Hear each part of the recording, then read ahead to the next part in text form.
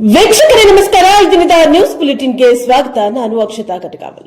ಚಿಕ್ಕಮಗಳೂರಿನ ನಾಗೇನಹಳ್ಳಿ ತಾಂಡ್ಯದಲ್ಲಿ ಹುಲಿಗೆಮ್ಮ ದೇವಿಯ ವಾಗ್ಜಾಯಿ ವೈಭವ. ನಾಗೇನಹಳ್ಳಿ ತಾಂಡ್ಯದಲ್ಲಿ ಹುಲಿಯಮ್ಮ ದೇವಿಯ ವಾಗ್ಜಾಯಿ ವೈಭವ. ಚಿಕ್ಕಮಗಳೂರು ಜಿಲ್ಲೆ ತರೀಕೆರೆ ತಾಲೂಕಿನ ನಾಗೇನಹಳ್ಳಿ ತಾಂಡ್ಯ ಬಳಿ ಇರುವ ಪ್ರಾಚೀನ ದೇವಿ ಪೀಠದಲ್ಲಿ ಭಕ್ತಿಭಾವದ ಮಹಾಸಾಗರವೇ ಹರಿದು ಹೋಯ್ದಿತ್ತು. ಪ್ರತಿ ವರ್ಷ ಪದ್ಧತಿಯಂತೆ ನೆರವೇರಿಸಲ್ಪಡುವ ಶ್ರೀ ಹುಲಿಯಮ್ಮ ದೇವಿಯ ವಾಗಜಾಯಿ ಉತ್ಸವ ಈ ಬಾರಿ ಅದ್ದೂರಿಯಾಗಿ ನಡೆಯಿತು. ಆಚಾರ ವಿಚಾರಗಳಿಂದ ಕೂಡಿದ ಈ ಧಾರ್ಮಿಕ ಸಾಂಸ್ಕೃತಿಕ ಕಾರ್ಯಕ್ರಮಕ್ಕೆ ಸುತ್ತಮುತ್ತಲಿನ ಹಳ್ಳಿಗಳು, ತಾಂಡ್ಯಗಳು ಹಾಗೂ ತಾಲೂಕಿನ ವಿವಿಧ ಭಾಗಗಳಿಂದ ಭಕ್ತರು ಆಗಮಿಸಿದರು. ವಿಶೇಷವಾಗಿ ಲಂಬಾಣಿ ಸಮುದಾಯದ ಮಹಿಳೆಯರು ಪರಂಪರೆ ಮೆರೆಯುವ ಬಣ್ಣ ಬಣ್ಣದ ಕುಂಚಿತ ಲಂಬಾಣಿ ಉಡುಪು ಹಾಗೂ ಆಭರಣಗಳನ್ನು ಧರಿಸಿ ಕೋಲಾಟ, ನೃತ್ಯ ಮತ್ತು ಜನಪದ ಕಲೆಗಳೊಂದಿಗೆ ಕಾರ್ಯಕ್ರಮಕ್ಕೆ ಸಾಂಸ್ಕೃತಿಕ ಛಾಯೆಯನ್ನ ನೀಡಿದರು. ಮದ್ದಲೆ, ಡೋಲು, ಡಫಳಿ ಸೇರಿದಂತೆ ಜನಪದ ವಾದ್ಯಗಳ ಘೋಷದಿಂದ ವಾತಾವರಣವೇ ಭಕ್ತಿಯ ಲಹರಿಯಲ್ಲಿ ತೇಲಿತು. ಮರ್ಯಾದೆಯಂತೆ ಹುಲಿಯಮ್ಮ ದೇವಿಗೆ ಬಲಿ ಸಮರ್ಪಿಸಿ ಸ್ಥಳದಲ್ಲೇ ಭಕ್ತರು ಸಮೂಹ ಅಡುಗೆ ಮಾಡಿ ಪ್ರಸಾದ ಸ್ವೀಕರಿಸುವ ಸಂಪ್ರದಾಯವೂ ಜರುಗಿತು. ತಲೆತಲೆಮಾರುಗಳಿಂದ ಬಂದ ಈ ಆಚರಣೆ ಇಂದು ಕೂಡ ಸಮಾಜದಲ್ಲಿ ಏಕತೆ, ಸಂಸ್ಕೃತಿ ಮತ್ತು ಧಾರ್ಮಿಕ ನಂಬಿಕೆಯನ್ನ ಉಳಿಸಿ ನಿಲ್ಲಿಸಿದೆ. ಗ್ರಾಮದ ಹಿರಿಯರು, ಯುವಕರು, ಧಾರ್ಮಿಕ ಮುಖಂಡರು ಸೇರಿದಂತೆ ಸ್ಥಳೀಯ ಗಣ್ಯರು ಕಾರ್ಯಕ್ರಮದಲ್ಲಿ ಪಾಲ್ಗೊಂಡು ಗ್ರಾಮಸ್ಥರ ಕಲ್ಯಾಣಕ್ಕಾಗಿ ದೇವಿಗೆ ಕೃಪೆಯನ್ನ ತೋರಿ ಪ್ರಾರ್ಥಿಸಿದ್ದಾರೆ. ಬ್ಯೂರೋ ರಿಪೋರ್ಟ್ ಪ್ರದೀಪ್ ಹೆಚ್ಚಿ, ಎನ್ಕೆಎಸ್ ಟಿವಿ4 ತರೀಕೆರೆ. ಕೊಪ್ಪಳದಲ್ಲಿ ಮತಗಳ್ಳತನ ನಿಲ್ಲಿಸಿ ಎಂದು ಕಾಂಗ್ರೆಸ್ ಪಕ್ಷದಿಂದ ಅಭಿಯಾನ ಕಾರ್ಯಕ್ರಮ. ಮತಗಳ್ಳತನ ನಿಲ್ಲಿಸಿ ಕಾಂಗ್ರೆಸ್ ಪಕ್ಷದಿಂದ ಅಭಿಯಾನ. ಕೊಪ್ಪಳ ಜಿಲ್ಲೆ ಯಲಬುರ್ಗಾ ಪಟ್ಟಣದಲ್ಲಿ ಬ್ಲಾಕ್ ಕಾಂಗ್ರೆಸ್ ಪಕ್ಷದ ವತಿಯಿಂದ ಹಮ್ಮಿಕೊಂಡಿದ್ದ ಮತಗಳ್ಳತನ ನಿಲ್ಲಿಸಿ ಅಭಿಯಾನದ ನಿಮಿತ್ತ ಕನಕದಾಸ ವೃತ್ತದಿಂದ ಬಯಲು ರಂಗಮಂದಿರವರೆಗೆ ಪಾದಯಾತ್ರೆಯನ್ನ ನಡೆಸಿದ್ದಾರೆ. ನಂತರ ಎಐಸಿಸಿ ಕಾರ್ಯದರ್ಶಿ ಹಾಗೂ ಕೊಪ್ಪಳ ಜಿಲ್ಲಾ ಉಸ್ತುವಾರಿ ಮಯೂರ್ ಜಯಕುಮಾರ್ ಅವರ ನೇತೃತ್ವದಲ್ಲಿ ಮತಗಳ್ಳತನ ನಿಲ್ಲಿಸಿ ಅಭಿಯಾನ ನಡೆಯಿತು. ಬಳಿಕ ಕಾರ್ಯಕ್ರಮವನ್ನ ಕುರಿತು ಅವರು ಮಾತನಾಡಿದ್ದಾರೆ. ಈ ವೇಳೆ ಪಕ್ಷದ ಜಿಲ್ಲಾ ಮತ್ತು ತಾಲೂಕು ಅಧ್ಯಕ್ಷರು, ಯಲಬುರ್ಗಾ ಹಾಗೂ ಕುಕನೂರು ತಾಲೂಕಿನ ಗ್ಯಾರಂಟಿ ಯೋಜನೆಯ ಅಧ್ಯಕ್ಷರು, ಪದಾಧಿಕಾರಿಗಳು, ಮಹಿಳಾ ಪದಾಧಿಕಾರಿಗಳು, ವಿವಿಧ ಮುಖಂಡರು, ಕಾರ್ಯಕರ್ತರು ಹಾಗೂ ಸಾರ್ವಜನಿಕರು ಭಾಗವಹಿಸಿದರು. ಬ್ಯೂರೋ ರಿಪೋರ್ಟ್ ಸಿಎಆದಿ, ಎನ್ಕೆಎಸ್ ಟಿವಿ4 ಯಲಬುರ್ಗಾ. ಕೊಪ್ಪಳ ಜಿಲ್ಲೆಯ ಗುಮ್ಗೇರಿ ಗ್ರಾಮದಲ್ಲಿ ವಿದ್ಯುತ್ ತಂತಿ ತಗುಲಿ 2 ಕೋಣ ಸಾವು. ವಿದ್ಯುತ್ ತಂತಿ ತಗುಲಿ 2 ಕೋಣ ಸಾವು.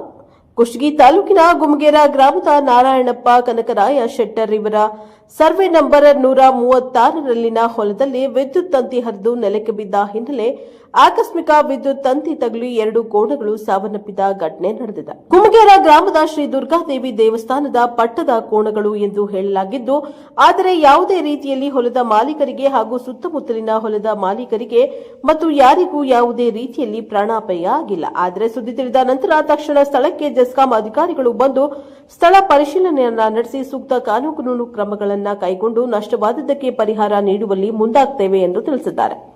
ಈ ವಿಚಾರವನ್ನು ಗುಮ್ಗೇರ ಗ್ರಾಮದ ಶರಣಪ್ಪ ಗುರಿಕಾರ್ ಪತ್ರಿಕಾ ಪ್ರಕಟಣೆಗೆ ತಿಳಿಸಿದ್ದಾರೆ. ಈ ಪ್ರಕರಣವನ್ನು ಕುಷ್ಟಗಿ ಪೊಲೀಸ್ ಠಾಣೆಯಲ್ಲಿ ಪ್ರಕರಣ ದಾಖಲಿಸಲಾಗಿದೆ ಎಂದು ತಿಳಿಸಿದ್ದಾರೆ. Bureau report Kushtagi. ಗಂಗಾವತಿಯಲ್ಲಿ ಮದ್ಯ ಮಾದಕ ವಸ್ತುಗಳ ವಿರುದ್ಧ ಅಭಿಯಾನಕ್ಕೆ ಚಾಲನೆ. ಪಿಡಿಒ ಬಸವರಾಜ್.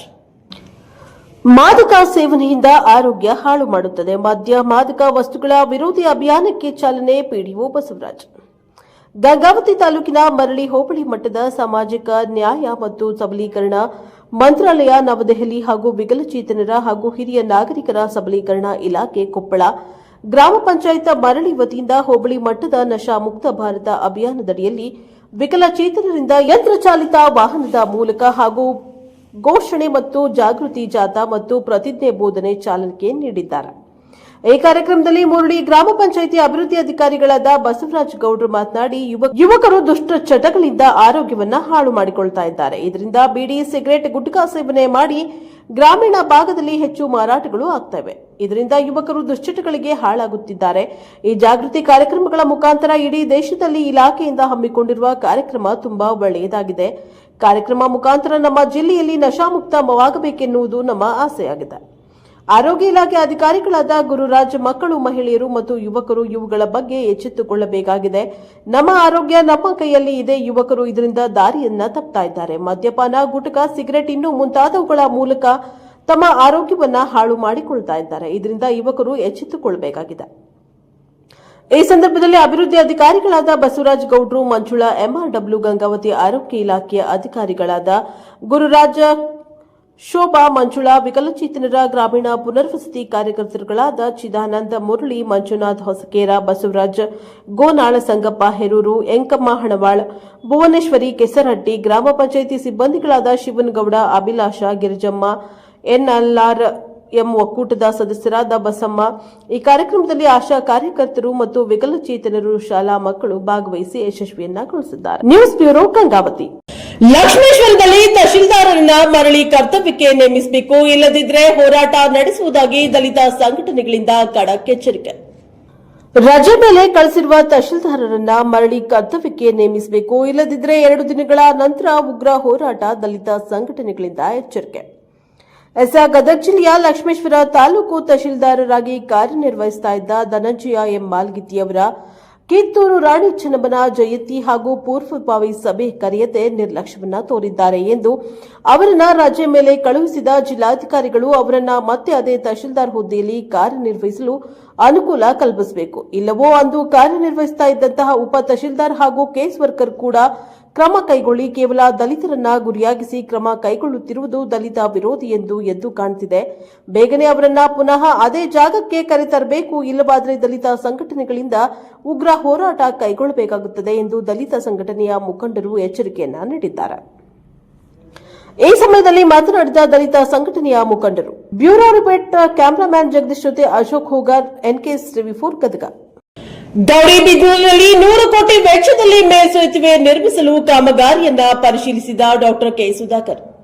ಗೌರಿಬಿದನೂರು ಹಿಂದೂಪುರ ಮಾರ್ಗದ ಚಿಕ್ಕ ಕುರುಗೋಡು ಹೆದ್ದಾರಿಯ ಬಳಿ ಹಾದು ಹೋಗುವ ರೈಲ್ವೆ ಹಳಿಯ ಬಳಿ ಪ್ರತಿನಿತ್ಯ ಉಂಟಾಗುವ ಟ್ರಾಫಿಕ್ ಸಮಸ್ಯೆಯನ್ನ ಬಗೆಹರಿಸಿ ಸಾರ್ವಜನಿಕರು ಮತ್ತು ವಾಹನ ಸವಾರರಿಗೆ ಅನುಕೂಲವಾಗಿಸುವ ಸಲುವಾಗಿ ಜನಪ್ರಿಯ ಶಾಸಕರಾದ ಕೆಎಚ್ ಪುಟ್ಟಸ್ವಾಮಿ ಗೌಡರು ಕೇಂದ್ರ ರೈಲ್ವೆ ಸಚಿವರಿಗೆ ಮೇಲ್ಸೇತುವೆ ಮಾಡಿಕೊಡುವಂತೆ ಮನವಿ ನೀಡಿದ ಹಿನ್ನೆಲೆ ಕಾರ್ಯಗತವಾಗ್ತಾ ಇರುವಂತಹ ಕಾಮಗಾರಿಯ ಸ್ಥಳಕ್ಕೆ ಮಾನ್ಯ ಸಂಸದರಾದ ಡಾ ಕೆ ಸುಧಾಕರ್ ಅವರು ಹಾಗೂ ಇಲಾಖೆಯ ಅಧಿಕಾರಿಗಳೊಂದಿಗೆ ಸ್ಥಳ ಪರಿಶೀಲನೆ, ಅಂದಾಜು 100 ಕೋಟಿ ವೆಚ್ಚದಲ್ಲಿ ನಿರ್ಮಿಸಲು ಅಂದಾಜಿಸಿರುವ ಮೇಲ್ಸೇತುವೆ ನಿರ್ಮಾಣ ಕಾಮಗಾರಿಯ ಮಾಹಿತಿಯನ್ನ ಪಡೆಯಲಾಯಿತು.